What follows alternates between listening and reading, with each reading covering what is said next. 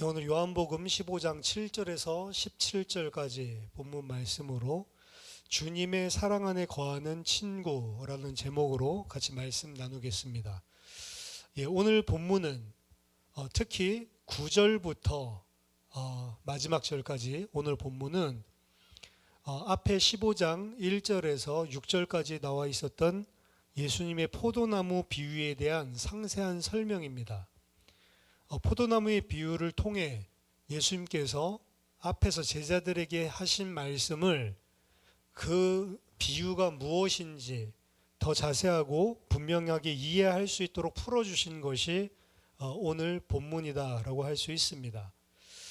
먼저 그 비유의 해설에 들어가기 전에 7절에서는 앞에서 말씀하신 포도 비유와 연결해서 그 본문 속에서 반드시 이해해야만 합니다. 대부분의 설교자들이 그냥 7절만 딱 떼어서 문맥과 상관없이 따로 가르치죠.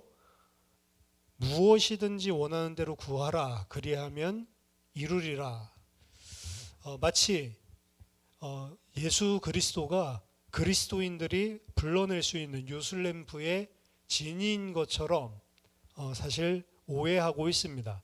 하지만 7절 자체에서도 여기서 무엇이든지 구하면 아버지께서 이루어 주신다라고 하는 이 기도가 무엇인지를 분명히 7절 자체만으로도 설명을 하고 있습니다. 앞에 조건이 분명히 따르죠.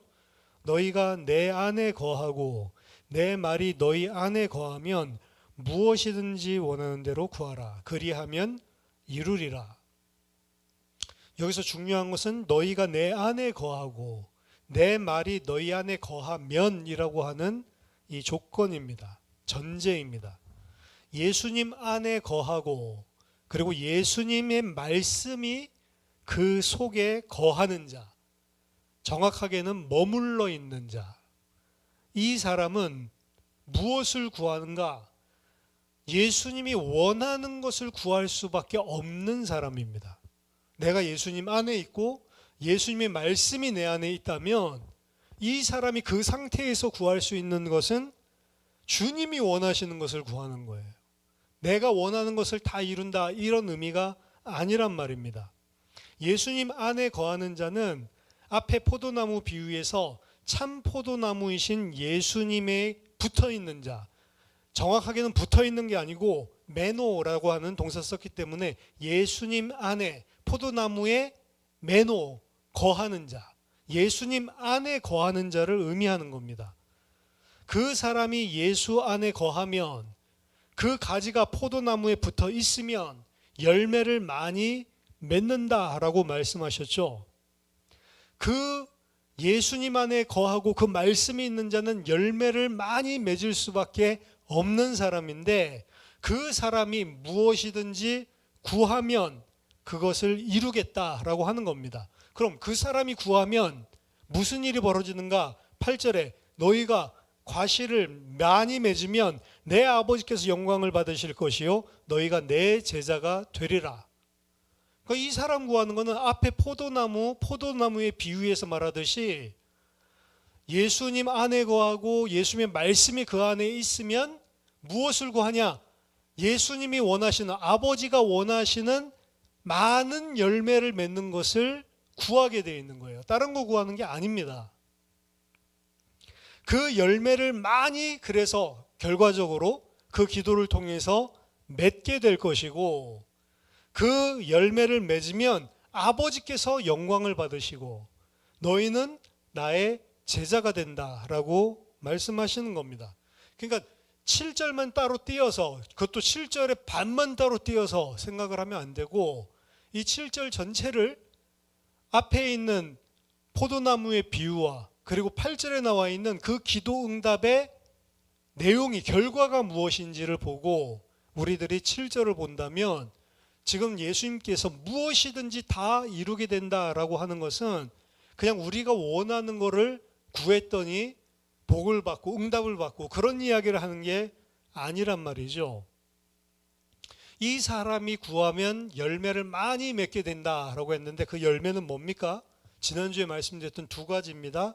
첫 번째는 자기 자신 안에 맺혀지는 내적인 열매, 갈라디아서 5장에 나와 있는 성령의 9가지 열매죠. 사랑과 희락과 화평과 오래 참음과 자비와 양성과 충성과 온유와 절제, 자기 안에 맺어지는 열매들. 또한 포도나무에서 사실은 비유에서 말하고 있는 열매는, 더 직접적인 열매는 자기 안에 맺혀지는 열매가 아니고 외적인 열매입니다. 즉 예수님이 하신 구원 사역을 제자들도 똑같이 하게 된다라고 이야기를 했기 때문에 그 열매, 생명 살리는 전도와 선교의 열매를 더 직접적으로 포커스로 이야기하는 게 열매입니다. 그래서 예수님께서 이 땅에 오셔서 맺은 열매가 결국에는 제자들이거든요. 그리고 그 예수님의 사역을 통해서, 그 복음 사역을 통해서 살아날 많은 사람들, 누구를 통해 직접적으로 많은 사람들이 살아나냐? 제자들을 통해서 살아나죠. 그럼 그 제자들이 맺는 열매도 같은 열매들입니다. 그래서 예수님이 한 알의 씨가 죽어서 많은 열매를 맺은 것처럼 생명과 관계된 거죠. 이 제자들 또한 자기 자신이 땅에 떨어져서 묻히고 자기 자신의 생명을 바치고 많은 수많은 열매를 맺는 것, 그 외적인 열매들, 생명 살리고 전도와 선교의 열매를 맺는 것, 이게 사실은 포도나무 비유에서 이야기하는 더 직접적인 열매입니다. 근데 그 직접적인 열매는 앞에 내 안에 맺혀지는 열매가 없으면 사실은 불가능한 것이겠죠. 그래서 두 가지로 나눈 것이긴 하지만 궁극적으로는 전도와 선교의 열매를 이야기합니다. 자, 9절부터는 지금까지 이야기했었던 이 포도나무의 비유를 다시 한번 그것이 무엇을 의미하는지 더 명확한 언어로 그 비유를 해설해 주고 있습니다. 아버지께서 나를 사랑하신 것 같이 나도 너희를 사랑하였으니 나의 사랑 안에 거하라. 자, 위에서는 포도나무 가지가 포도나무에 붙어 있다라고 이야기한 게 앞에 본문에서는 내 안에 거한다, 예수 안에 거하는 것이라고 설명을 했는데, 예수 안에 거하는 것은 오늘 15장 9절에 보니까 예수님의 사랑 안에 거하는 것이다 라고 더 풀어서 설명하고 있죠. 그럼 어떻게 해야 예수님의 사랑 안에 거할 수 있는가? 구체적인 방법이 10절입니다.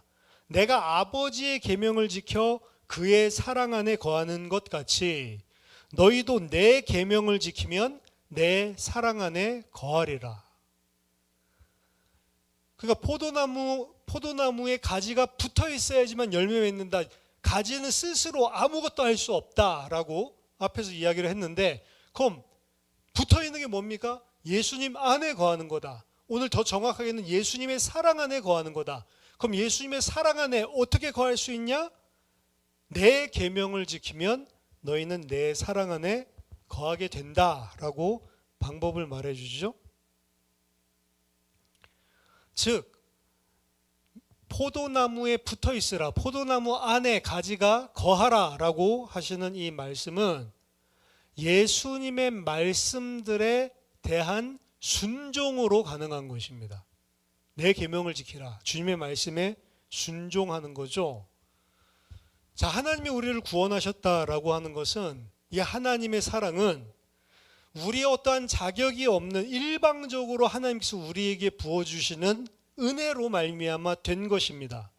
하지만 오늘 본문에서는 그 일방적으로 베풀어 주신 그 사랑을 지속적으로 향유하는 데 있어서는 적어도 부분적으로는 우리 자신이 그 하나님 주신 사랑에 대한 응답이 있어야 된다라고 이야기를 하기 때문에 명령법으로 이야기하고 있어요. 내 사랑 안에 거하라.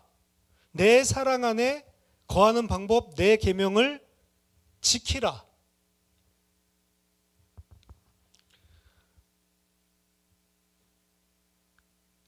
예수님에 대한 순종이 바로 하나님이 우리에게 베풀어 주신 그 예수 그리스도의 사랑을 받았을 뿐 아니라 그것을 지속적으로 향유하고 누리는 길이다라고 하는 것입니다. 요한복음 8장 29절에 보면 지금 이게 예수님과 아버지의 관계로 예수님과 우리의 관계를 계속 아래에서는 이제 비유해서 설명을 해주거든요. 이미 요한복음 8장 29절에서 나를 보내신 이가 나와 함께 하시는도다. 나는 항상 그가 기뻐하시는 일을 행함으로 나를 혼자 두지 아니하셨느니라. 어떻게 예수님이 이 땅에서 하나님이 항상 그와 함께하고 항상 그와 역사하고 그와 함께 소통을 하고 있었냐? 방법이죠. 나는 항상 그가 기뻐하는 일을 행하기 때문에 나를 혼자 내버려 두신 적이 없다. 그러면 어떻게 우리가 예수 그리스도 안에 항상 거할 수 있냐? 같은 거예요. 예수님이 우리에게 명령하신 것, 예수님이 우리에게 말씀하신 것을 항상 행하면 나를 혼자 두지 않는다. 나와 항상 함께한다 라는 이야기죠. 내가 이것을 너희에게 이름은 내 기쁨이 너희 안에 있어 너희 기쁨을 충만하게 하려 함이니라. 예수님께서는 그 아버지의 뜻을 항상 행하고 그 뜻을 행할 때 아버지께서 항상 그를 혼자 내버려 두지 않고 항상 함께 하셨는데, 그 예수님이 순종하면서 속에 가졌던 것은 기쁨이었습니다.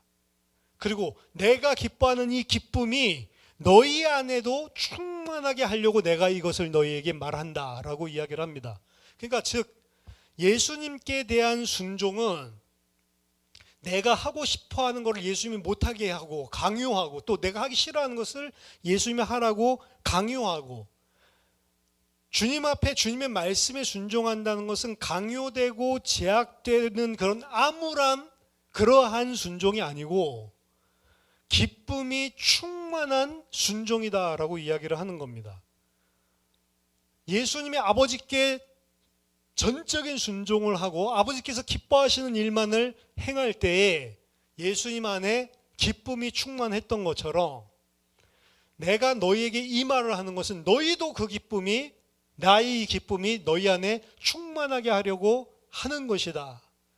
즉 예수님의 계명을 지키고 예수님께 순종하는 이 행위는 우리에게 막 순종하니까 종처럼 노예처럼 눌리는 것이 아니고 진짜 기쁘다는 거죠. 인간이 진정한 기쁨을 언제 누리는지를 본문은 이야기하고 있는 것입니다. 인간은 하나님의 뜻에 전적으로 순종할 때 오는 기쁨이 있는 거예요.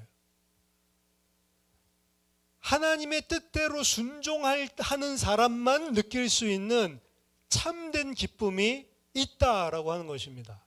세상에서 얻는 기쁨과 다른 것이죠. 그리고 그 하나님께 순종할 때 누리는 기쁨이 바로 인간이라고 하는 실존입니다. 사실은 그때에만 진짜 기쁨을 누릴 수 있도록 창조된 게 인간이란 말이죠. 자, 그러면 예수님의 계명을 지키면 예수님이 그를 혼자 버려두지 않고 항상 함께하고, 예수님의 그 계명을 지킬 때 그 사람은 기쁨이 충만하게 된다라고 이야기를 했는데, 그럼 예수님의 계명은 뭡니까? 12절에 나오죠. 내 계명은 곧 내가 너희를 사랑한 것 같이 너희도 서로 사랑하라 하는 이것이니라. 너희도 서로 사랑하라.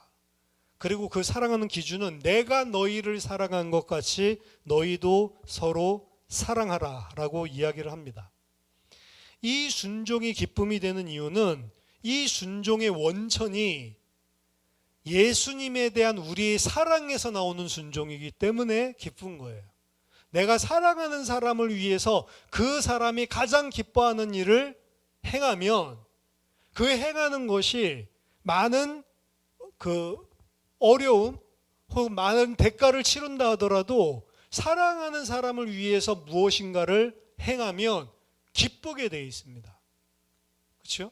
사랑하는 사람을 위해서 노력하고 수고하는 것은 기쁨이 된단 말이에요.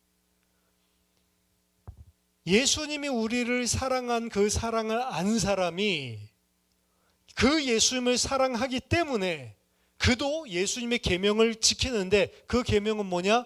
너희끼리 서로 사랑하라라고 하는 말씀입니다. 사랑하라는 계명에 대해 순종을 할 때 그 순종을 통해 우리가 예수님의 사랑을 알았고 우리도 예수님을 사랑한다라고 하는 사실이 확증되는 겁니다. 내가 예수님 사랑해요. 그 말 가지고는 예수님 사랑하는지 안 사랑하는지 확정될 수가 없는 거예요.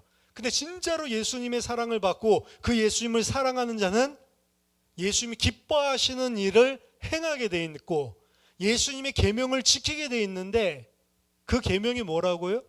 너희끼리도 서로 사랑하라 라고 하는 계명입니다. 그래서 요한일서 3장 16절에 그가 우리를 위하여 목숨을 버리셨으니 우리가 이로써 사랑을 알고 우리도 형제를 위하여 목숨을 버리는 것이 마땅하도다. 예수님이 우리를 위하여 사랑해 주신 자기 자신을 위하여 목숨을 버리신 그 사랑을 받고 그 사랑을 우리가 알았으니 우리 또한 형제를 위하여 목숨을 버리는 것이 마땅한 것이다 라고 요한은 이야기합니다. 하지만 여기 본문에서 1차적으로 예수님께서 말씀하는 대상은 우리들에게도 물론 말씀하고 계시지만 직접적으로는 당시 예수님 앞에 있었던 제자들이죠. 당시 제자들이 서로 사랑하고 있었다면 이미 앞에서도 예수님이 말씀하셨기 때문에 또다시 반복해서 강조할 필요는 없었습니다. 하지만 굳이 지금 15장 16장은 마지막 고별 설교거든요. 이제 17장에 기도를 하시고 그리고 이제 잡혀가신단 말이에요.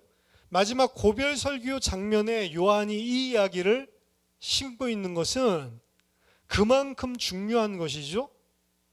그 당시 예수님이 이제 곧 지금 이제 겟세마네로 가셔서 이제 고난받으시고 십자가에 죽으실 바로 그 시점인데 그 시점까지도 제자들은 서로 분열되고 다투고 있는 상황이었습니다. 왜? 무엇을 두고 분열되고 다퉜습니까? 예수님 왕 되시면 자기들이 예수님의 최측근에서 가장 큰 영광을 누리기를 원했기 때문에 자리를 두고 서로 다투고 있었죠. 명확히 그러한 자리를 탐했던 세베대 아들 야고보와 요한도 있었지만 그 둘만 그런 것이 아니고 다른 제자도 마찬가지였습니다. 마가복음 10장 41절 보면 10제자가 이 사실을 듣고 야고보와 요한에 대하여 분히 여겼다라고 이야기를 하고 있습니다. 다른 제자들도 또한 같은 것을 탐하고 있었던 거죠. 예수님은 그들을 새로운 시대의 새 피조물로 새로운 가족, 한 형제로 불러주신 것인데 정작 그들은 왜 이럽니까? 그들은 아직 예수님께 부르심을 받았음에도 아직 그 사랑이 무엇인지를 모르고 있는 상태. 그렇기 때문에 그들은 세상의 영광을 구하는 상태에 있었고 똑같이 세상적인 방식으로 그 세상의 영광을 탐하고 있었기 때문에 그렇습니다. 둘만 그렇고 10명은 안 그랬다면 다툼이 되지 않았을 건데 다 똑같은 수준이었다는 거예요. 12명 다 그들이 추구하는 목적도 똑같았고 목적도 세상적이었고 그들이 이루려고 하는 방법도 세상적인 겁니다. 방법 뭐예요? 경쟁하고 누구보다 내가 뛰어나려고 하는 거예요. 누구보다 내가 더 높은 자리에 올라가려고 하는 거예요. 그래서 그들이 행하는 방법, 방식 또한 세상적입니다. 목표도 세상적이고 방법과 방식 또한 세상적이기 때문에 결국에는 그 세상적이라는 것은 나중심이거든요. 근데 예수님 그런 제자들에게 뭐라고 이야기해요? 내가 너희를 위해서 목숨을 버리고 사랑하는 것 같이 너희도 서로 그렇게 해야 된다. 싸울 수밖에 없었고 싸우고 있었던 제자들에게 주님께서 주시는 말씀입니다. 이들은 예수님과 가장 가까이 있었지만 사실은 예수님 안에 거하고 있는 사람은 아직 한 사람도 없는 것이죠. 예수님을 사랑한 것보다는 예수님이 줄 수 있는 영광, 자리를 사랑하고 있는 사람들이었습니다. 하나님을 사랑한다고 할 때 하나님이 내게 줄 수 있는 것을 보고 하나님을 사랑하는 건 가짜죠. 우상 숭배는 다 그렇습니다. 우상 사랑하는 게 아니고 그 우상이 나에게 줄 수 있는 것을 사랑하는 거예요. 그게 우상의 특징이죠. 하나님도 우상같이 섬기면 그렇게 될 수 있는 것입니다. 지금 이들은 예수님을 주님 주님 쫓아다니고 있지만, 입으로는 주여 주여 하고 있지만 실제로는 주님을 통해서 자신들이 누릴 영광을 탐하고 있는 거예요. 그렇기 때문에 그들은 서로 다투고 미워할 수밖에 없는 상태에 있었고, 예수님께서는 너희들이 진짜 내 제자가 되려면 너희들끼리 서로 사랑해야 된다. 어떤 수준으로? 내가 너희를 사랑한 것처럼. 그리고 예수님이 그들을 사랑한 사랑이 무엇인지를 13절부터 설명하죠. 사람이 친구를 위하여 자기 목숨을 버리면 이에서 더 큰 사랑이 없나니 너희가 나의 명하는 대로 행하면 곧 나의 친구라. 이제부터는 너희를 종이라 하지 아니하리니 종은 주인이 하는 것을 알지 못함이라. 너희를 친구라 하였노니 내가 내 아버지께 들은 것을 다 너희에게 알게 하였음이니라. 내가 너희를 사랑한 것 같이 너희도 서로 사랑해라 라는 이야기를 하신 주님이 세상에서 가장 큰 사랑이 뭐냐? 친구를 위하여 목숨을 버리는 것보다 더 큰 사랑은 없다라고 말씀하십니다. 그리고 이 말씀을 하신 이유는 내가 너희를 위하여 죽는데 너희는 곧 나의 친구다라는 사실을 말씀하시면서 이 말씀하는 거죠. 예수님께서 제자들을 사랑하신 사랑은 친구를 위하여 대신 죽는 이 세상에서 가장 큰 사랑이다라는 것을, 어떻게 보면 당시 사람들이 생각했던 가장 큰 사랑이 뭐냐라고 하는 격언에서 나온 것 같은데, 그러한 사랑이다라고 설명하고 있습니다. 이것보다 더 큰 사랑은 없다. 그래서 나는 이제 너희를 종이라 하지 않았다. 나는 너희를 친구라고 한다. 나는 그리고 그 친구된 너희를 위해 나의 목숨을 버린다라는 이야기죠. 너희가 나의 명하는 대로 행하면 곧 나의 친구라. 이 사랑을 받은 친구는 그 계명을 행할 수밖에 없다라는 내용 또한 이 가운데 암시되어져 있습니다. 이 모든 것은 당연성을 기반에 깔고 하시는 말씀이에요. 예수님이 그들을 위해서 베풀어 주신 사랑, 그들을 위하여 자기 목숨을 버리신, 친구를 위하여 자기 목숨을 내온 그 어떤 것보다도 더 큰 사랑으로 죽으신 그 사랑을 받은 친구는 그의 명을 행할 수밖에 없다라고 하는 당연성을 가지고 이야기하는 것입니다. 예수님의 친구, 성경에서 하나님의 친구다라는 그러한 칭호를 받은 사람은 두 사람이 존재합니다. 그게 아브라함과 모세예요. 아브라함 보면 이사야서 41장 8절에 나의 종 너 이스라엘아, 내가 택한 야곱아, 나의 벗 아브라함의 자손아. 야고보서 2장 23절에서도 이에 성경에 이른바 아브라함이 하나님을 믿으니 이것을 의로 여기셨다는 말씀이 이루어졌고 그는 하나님의 벗이라 칭함을 받았나니. 그렇죠. 성경에서 하나님의 친구라고 표현된 첫 번째 사람이 아브라함입니다. 두 번째 사람은 모세입니다. 출애굽기 33장 11절에 보면 사람이 자기의 친구와 이야기함 같이 여호와께서는 모세와 대면하여 말씀하시니라. 모세를 꼭 친구처럼 말씀하셨다라고 비유하고 있는 거죠. 그러니까 직접적인 친구다라고 하는, 여호와의 벗이다라고 이야기하는 사람은 아브라함이고, 비유를 통해서 친구와 같이 대해 주셨다라고 이야기하는 사람 모세, 이 두 사람 외에는 하나님의 친구가 없어요.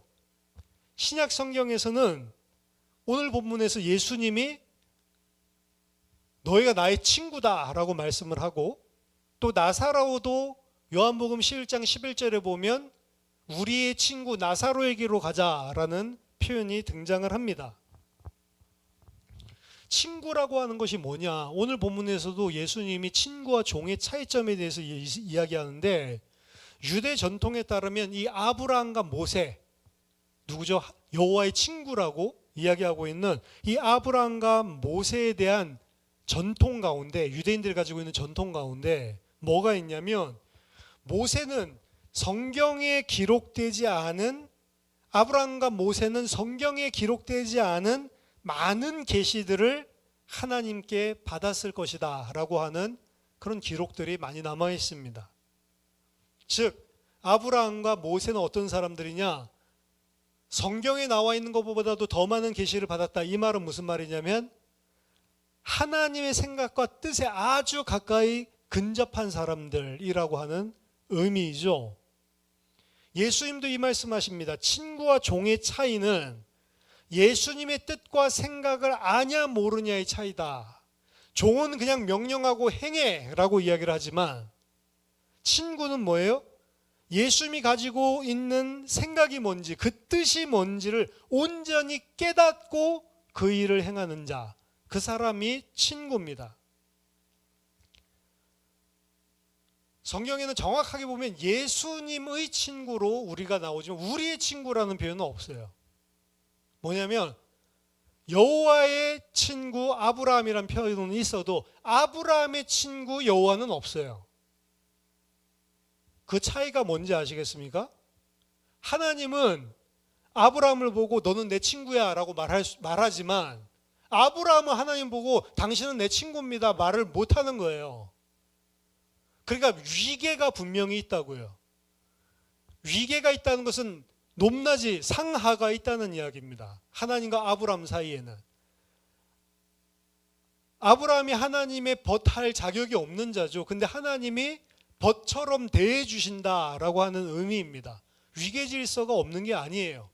근데 그럼 위계 질서가 있고 명령하시고 순종해야 되는 그러한 상태라면 주인과 종과 친구의 관계는 뭐가 다르냐라고 이야기할 때 위계 질서에서 차이 나는 게 아니고, 친구에게는 뭘 알려주냐?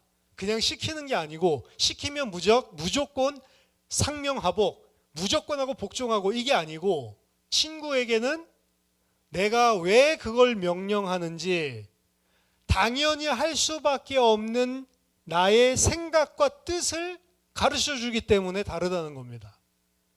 그러니까 예수님께서 오늘 그 말씀을 분명히 하고 있죠.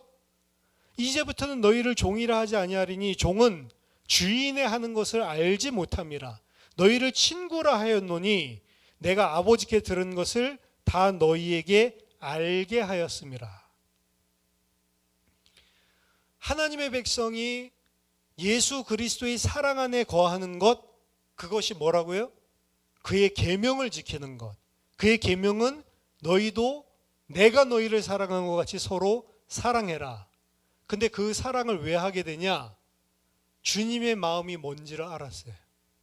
주님의 뜻과 주님의 생각과 주님의 마음이 뭔지가 부딪혔기 때문에 감동하고 감격해서 그분의 뜻에 전적으로 순종하는 행위로 나오는 것이고, 그렇기 때문에 그 행위 속에 그것이 때로는 고될 수도 있고 힘들 수도 있지만 그 마음 속에서는 기쁨이 충만하게 솟아나온다라고 오늘 본문이 이야기를 하는 겁니다. 그리고 그 기쁨을 가지고 그 기쁨을 향유하면서 누리면서 사는 존재가 참 인간이다라는 거죠.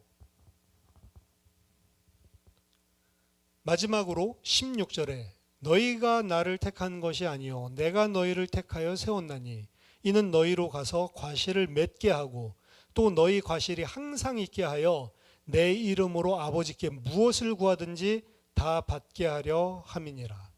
자, 마지막으로 말씀한 것 중에 가장 중요한 것은 전반부입니다. 뒤에 것은 앞에 나온 것을 반복하는 것이고, 너희가 나를 택한 것이 아니요 내가 너희를 택하여 세웠나니. 마지막으로 이 모든 것이 제자들로부터 나온 것이 아니고 주님으로부터 시작되었음을 분명히 말씀하시고 끝맺고 있습니다. 너희가 나를 택한 것이 아니고 내가 너희를 택하여 세운 것이다. 즉 제자들이 앞으로 향유하게 될 이 특권, 예수님과의 관계에 있어서 그들이 누리게 될 이 특권은 그들이 교만할 이유가 하나도 없다라는 것을 분명히 하는 것입니다. 이 특권을 누리는 것은 그들이 잘나서가, 너희들이 잘나서 누리는 것이 아니다. 그리스도께서 너희를 택해 주셨기 때문에, 선택하셨기 때문에 너희가 이 관계를, 이 특권을 누리게 되는 것이다. 우리가 아직 죄인 되었을 때, 우리와 의논하지 아니하시고 우리는 모르고 있는데, 무지한데 일방적으로 우리를 목숨 버려서 살려주신 분이 예수 그리스도죠. 그래서 그가 이러한 일들을 한다고 해서 그것이 자기 자신에게서 그 어떠한 메리트도, 어떠한 공덕도 찾아낼 수가 없다라고 확실하게 끝맺음을 하고 있는 것입니다. 그들로 하여금 주님께서 열매를 맺고 또 항상 열매가 있게 하기 위해서 주님이 선택을 하셨다.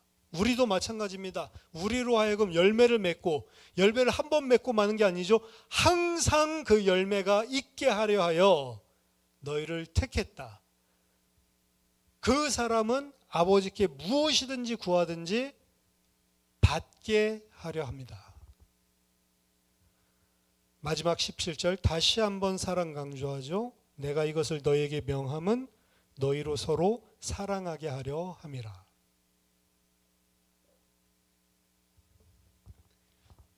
제자들이 서로 간에 사랑한다라고 하는 것이 어떻게 보면 주님의 마지막 유언과 같은 명령으로 지금 반복해서 주고 계시는 겁니다. 근데 진짜로 그들이 서로 사랑할 수밖에 없으려면 먼저 한 가지가 일어나야 되는 거예요. 그들이 주님께서 주신 사랑을 알아야 되는 겁니다. 내가 주님께 받은 사랑을 깨달아야 되는 거예요. 그 사실을 알게 하시겠다. 지금 너희들이 몰라도 괜찮다.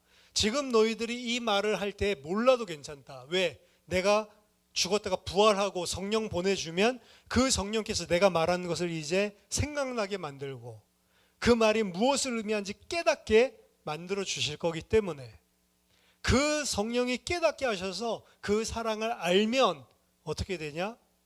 너희도 서로 사랑하게 되어 있다라는 이야기죠. 그리고 그 사람은 많은 열매를 맺는다.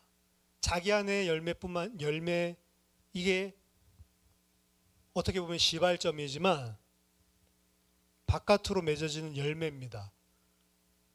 공동체 안에서 주의 백성들끼리 서로 주님이 나를 사랑한 것 같이 사랑하는 사랑이 열매 맺는 것이고, 그리고 아직 이 사랑을 모르고 있는, 아직 이 우리에 들지 아니한 양들을 예수님처럼 똑같이 그들 아직 죄인 되었을 때 그들을 위하여 사랑의 행위, 그들을 예수님이 사랑하신 것 같이 사랑함으로 그들 또한 살아나게 만드는 것. 이것이 본문에서 이야기하는 주된 포커스의 열매다라고 이야기를 했죠. 그 열매가 한 번 있는 것이 아니고 항상 있게 하는 것이 아버지의 뜻이고, 그리고 주님이 우리에게 원하시는 것입니다. 어떻게 보면 우리가 이 열매를 놓치고 있다는 것은 우리가 주 안에 머물지 않고 있다. 주의 말씀이 내 안에 머물지 않고 있다라는 것을 반증한다, 방증해 준다라고 할 수가 있습니다. 우리가 2024년을 마무리하고 2025년을 지금 맞이하면서 새해를 아마 어떻게 사는 것이, 어떻게 하는 것이 2025년도에 옳을까? 오늘 말씀 주신 그대로 우리가 예수님 안에 거하고, 그리고 주님께서 원하시는 열매를 많이 맺고, 한 번 맺는 것이 아니고 항상 맺고 풍성히 맺는 것, 그것이 우리를 사랑하신 그 하나님의 사랑에 대한 당연히 나올 수밖에 없는 우리의 반응이다. 그리고 그것이 바로 그렇게 하면 너희는 내 제자다라고 이야기를 하고 있는 겁니다. 즉 예수님을 따르는 제자는, 우리가 이번에 하나님과의 교제 이야기를 했지만, 예수님을 따르는 제자는 결국에는 살리고 섬기는 자의 열매들을 많이 맺는 겁니다. 생명을 살리는 열매, 그리고 주의 백성들을 섬기는 열매, 그 열매를 많이 맺는 것이 예수 그리스도의 제자입니다. 그리고 그때에 너희 안에 내가 가지고 있는 이 기쁨이 너희에게도 충만하게 넘칠 것이다 라고 약속하고 있습니다. 오늘 주신 이 말씀이 우리 가운데 온전하게 성취되는 은혜가 있기를 바랍니다. 2025년도에 우리들에게 열매들이 맺혀지고 또 항상 풍성하게 맺어지는 그런 은혜가 있기를 예수 그리스도 이름으로 축원합니다. 기도하겠습니다. 살아계신 하나님 아버지의 은혜를 감사드립니다. 나를 위하여 목숨 버리신, 또한 나를 친구 삼아 주신 그 예수 그리스도의 사랑이 무엇인지를 항상 깨닫고, 그 사랑이 무엇인지를 알게 하시고, 또 그 주님이 가지고 계신 마음과 생각, 뜻이 무엇인지를 하나님 온전히 알게 하셔서 주님 마땅히 그분을 사랑하고 그분의 뜻에 순종하며 살아가는 주의 제자들 되게 하여 주시옵소서. 주님이 우리를 위하여 목숨 주어 사랑한 것 같이 우리 또한 이 땅의 주의 백성들을 온전히 목숨 바쳐 사랑할 수 있는, 그리하여 주님께서 기뻐하시는 많은 열매를 맺고 우리 안에 또한 그 주님의 기쁨이 충만한 그런 2025년을 준비할 수 있도록 우리에게 은혜를 더하여 주시옵소서. 예수 그리스도 이름으로 기도하옵나이다. 아멘.